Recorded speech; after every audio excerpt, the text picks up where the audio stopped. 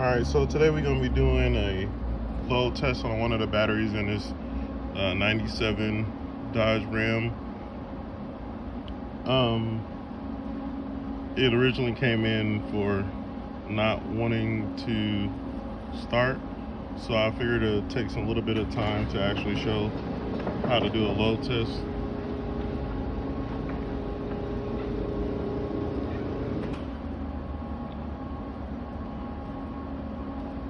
So what we're gonna do is starting off with our load tester. We're gonna test it using our cold cranking amps, and on a battery we can see that the battery is rated for 650 cold cranking amps.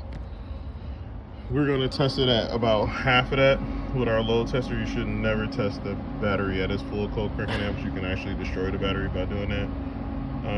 Also, I went on ahead and hooked a graphite meter up to it, so we can kind of see things like how much the battery drops out, how much voltage it actually drops, and then the recovery rate or the bounce back rate for the battery after a minute, if it passes the load test on the actual load tester itself. So I already had a load tester hooked to the battery, the negative on the negative, positive on positive. So I'm gonna come here and I'm gonna load the battery to about half of its cold cranking amps, so about 300. And then on this graph it should tell me whether the battery is good or bad. So start loading, load it to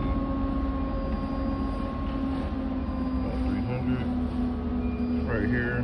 It's still saying I have a good battery.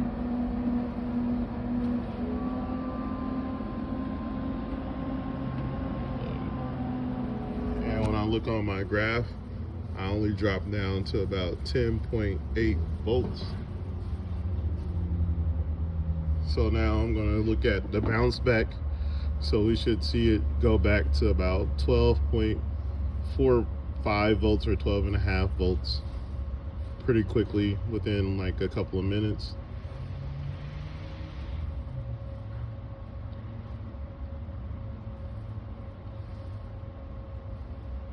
So that's indicating to us that this is still a good battery. Now, the thing is, even with this battery testing out good, I'm still going to change it. And why is that?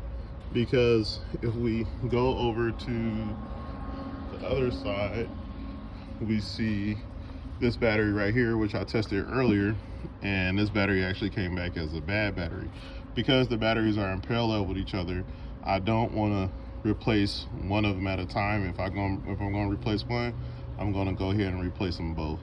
So I'm going to clean up this corrosion on these terminals. I'm going to order 2 new batteries for this truck, neutralize all the battery acid, and then go ahead and put them in. But I hope this helps. I think load testing like this is a pretty good way of making sure that your batteries are totally okay. We see that even now that this battery has improved to 12.54 volts. So it's still a good battery with a lot of life left inside of it, hopefully. So yeah, that's it for this video. I'll see you in the next one. Bye.